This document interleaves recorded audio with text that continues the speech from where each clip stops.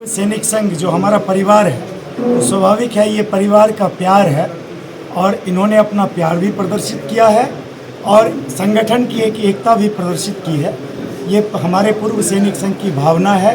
हम इनकी भावना का पूर्ण रूप से हम स्वीकार इनकी भावना को करते हैं, इज्जत करते हैं इनकी भावना की। और इन्होंने ये बोला है कि मैं मटिहानी से चुनाव लड़ूं, ना इन्होंने ये बोला है कि इस पार्टी से लड़ूं या क्या करूं। तो हम जिस पार्टी में जुड़े हुए हैं, हमारी पार्टी की जो प्रक्रिया है उसको पूरी तरह से पूरा करते हुए मैं इनकी भावनाओं पे खरा उतरने का प्रयास करूंगा। पार्टी के निर्णय के अनुसार? जी, पार्टी के निर्णय के अनुसार मैं अपने परिवार के निर्णय को तवज्जो दूंगा। प्राथमिकता ये प्रत्याशी बनाती है मटिहानी के लिए, तो चूंकि मैं पार्टी का नाम नहीं बोल रहा हूँ, लेकिन मैं ये बोल सकता हूँ हम लोग सही सोच सामूहिक प्रयास के साथ बेगूसराय और मटिहानी के विकास में अपना तन मन धन समर्पित कर देंगे। मटिहानी के लिए जो मुद्दे काफ़ी दिनों से पड़े हुए हैं, उन मुद्दों को जो ठंडे बस्ते में थे, मैं किसी भी मुद्दे को हल्के में नहीं लूँगा। मैं मटिहानी को ऐसा बना दूंगा जो बेगूसराय का सबसे वो महत्वपूर्ण जगह होगा। और ये मैं वादा करता हूँ, जो मुद्दे रूटीन मुद्दे हैं वो तो पूरे होंगे ही होंगे, बिना किसी मोर्चा और बिना किसी मांग के। लेकिन कुछ हमारे सपने हैं, जिस सपने में मैं मटिहानी को बेगूसराय का सबसे बड़ा पर्यटन क्षेत्र बनाने का प्रयास करूंगा। और 31 दिसंबर को जब नए साल की पिकनिक के लिए लोग जगह ढूंढेंगे, तो सारे के सारे लोग मटिहानी क्षेत्र में सिमरिया से लेके महेंद्रपुर के घाट पर आपको पिकनिक मनाते हुए मिलेंगे।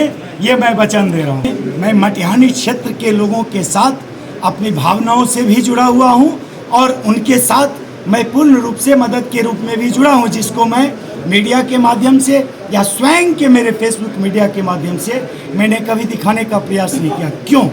इसकी वजह है, क्या दे सकता हूँ मैं मटिहानी को? अभी क्या औकात है मेरी? क्या हैसियत है मेरी? क्या मुझे कोई मैंडेट है?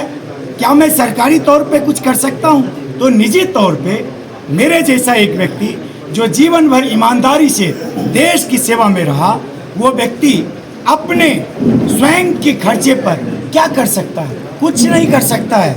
लेकिन सरकार को ये काम करना चाहिए और वो अगर मुझे मैंडेट मिल गया तो किसी को पूछने की जरूरत नहीं पड़ेगी, इतना मैं वादा कर सकता हूँ। मैंने इसलिए चुना है कि मेरे ऊपर मटिहानी का कर्ज है। मैं मटिहानी का बेटा हूँ, सबौरा मेरा घर है, सोनापुर मेरा ननिहाल है। वैसे तो मैं पूरे देश का हूँ, कहने के लिए तो मैं कहीं पे जाकर के अपनी सेवा दे सकता हूँ। तो लोग कभी कभी पूछते थे रिटायरमेंट के बाद आप बेगूसराय में क्यों रहने आए? तो बेगूसराय के लिए मेरा कर्ज है, वैसे ही मटिहानी के लिए मेरा कर्ज है, भावना है, इसलिए मैंने मटिहानी। प्रश्न ये जो बातें आप पूछ रहे हैं सर, ये निराशा का माहौल है। जनता इतनी निराश हो गई है, इतनी ठगी हुई महसूस कर रही है कि जिस भी धारा को उन्होंने अभी तक चुना, उसके बाद वे ठगे हुए महसूस करते रहे। कम से कम पिछले 40 साल का इतिहास आप देखेंगे तो कोई न कोई दल आता रहा, किसी न किसी रूप में आता रहा। मैं किसी व्यक्ति का नाम नहीं लूँगा, किसी न किसी दल के नेता यहाँ से चुनाते चले गए।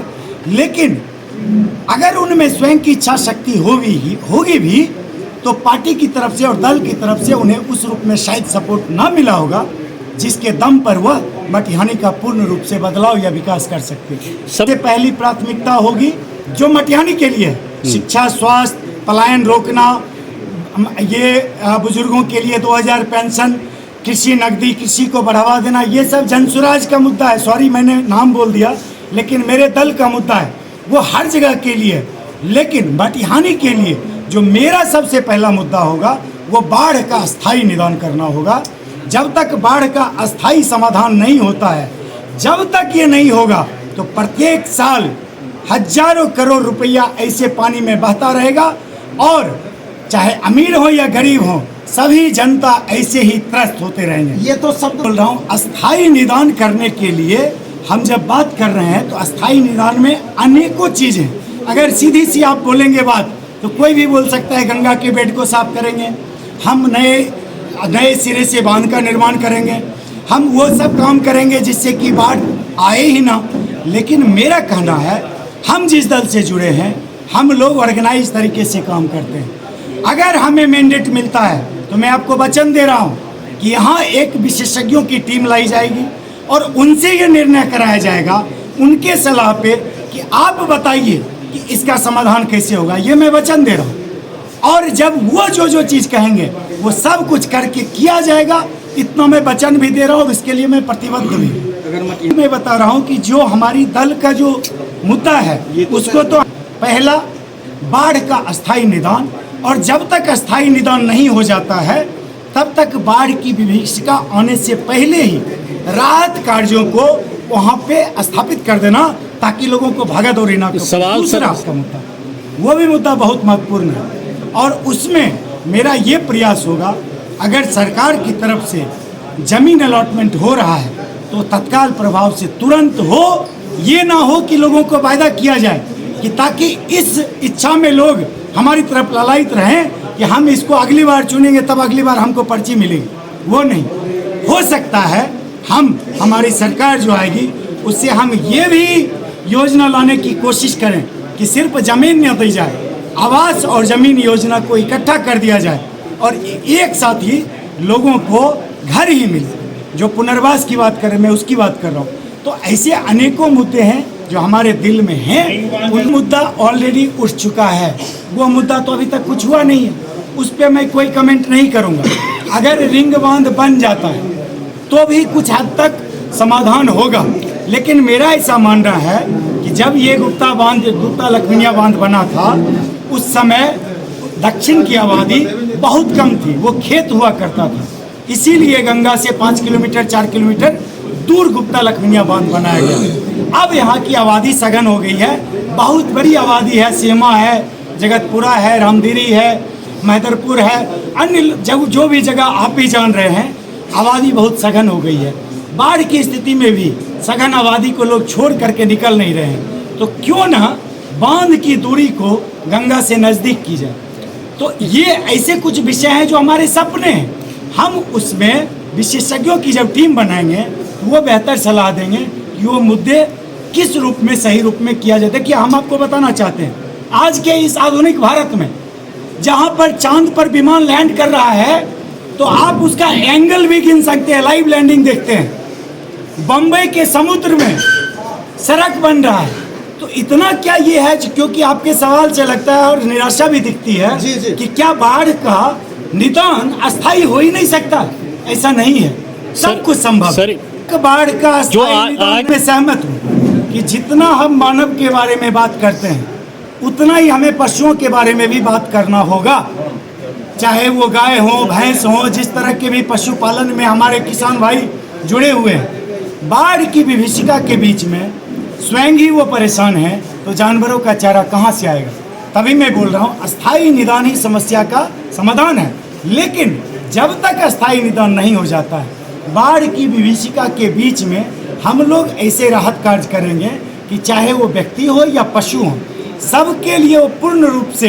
देखिए, मैं बताता हूँ, हमारे दल का मैनिफेस्टो भी मैं नहीं बनाने वाला हूँ या कोई व्यक्ति नहीं बनाने वाला है, पंचायत स्तर पर मैनिफेस्टो बनेगा। तो मैं स्वयं इन पंचायत में जाकर घूम कर लोगों से मिलने वाला हूँ, और मैनिफेस्टो बनने से पहले हमारी जब सभाएं होंगी तो हम उन्हीं से पूछेंगे कि आप बताइए कि क्या क्या मुद्दा होना चाहिए।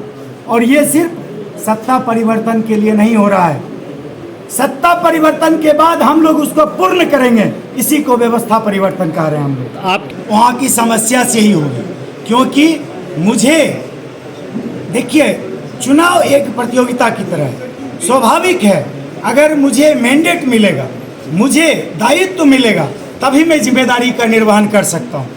तो मैं दायित्व के लिए जरूर प्रयास करूँगा, लड़ूंगा, वो चुनाव भी लड़ूंगा और दम से लड़ूंगा, पूरे दमखम के साथ लड़ूंगा। लेकिन मुझे किसी प्रतिनिधि से मेरा कोई कंपटीशन नहीं है। इसलिए नहीं है, ये उनका लोकतांत्रिक हक है, वो भी अपने मुद्दे लेकर जनता के बीच में आ रहे हैं, सभी माननीय हैं। तो मुझे उनसे कोई लड़ने झगड़ने की या उनसे कॉम्पीट करने की ज़रूरत नहीं है। मैं बार बार बोल रहा हूँ, मेरे लिए चुनाव में जीत या चुनाव में कोई अन्य परिणाम मटिहानी के मुद्दों से मुझे कोई डिगा नहीं सकता। मैं प्रतिबद्ध हूँ, आपके बीच में ही रहूँगा, वो करके दिखाऊंगा। महिला शिक्षा और सुरक्षा दल का जो निर्णय है उस दल में है, जैसे शिक्षा के लिए जो भी हम करना चाह रहे हैं, प्रखंड स्तर, गांव स्तर, हर पंचायत स्तर, हर जगह है। महिलाओं के लिए भी शिक्षा की संपूर्ण व्यवस्था होगी ताकि एक महिला पढ़कर 3 पीढ़ी बदल सके। दूसरा चीज़, महिलाओं के रोजगार के लिए बिल्कुल क्रेडिट फ्री, लो इंटरेस्ट 4% पर उनके लिए, महिलाओं के लिए, एक महिलाओं के लिए 5 से 6 लाख रुपए का लोन की व्यवस्था होगी ताकि वो अपने स्तर से रोजगार स्टार्ट कर सके। हमारे दल में सैद्धांतिक रूप से बहुत से प्रावधान हैं। अगर आप मेरे से पूछ रहे हैं तो मैं मटिहानी के लिए मेरी जो सपना है मेरा या मेरी भावना है वो मैं व्यक्त कर सकता हूँ। दल की अगर बात करेंगे तो मैं दल के लिए जरूर जोरदार समर्थन करूँगा, लेकिन दल के लिए जो हमारे मुख्य प्रवक्ता होंगे या दल के अधिकृत व्यक्ति हैं उनसे अगर ये सवाल किया जाए तो मेरे ख्याल से ज़्यादा सही है। आज का जो कार्यक्रम है वो सब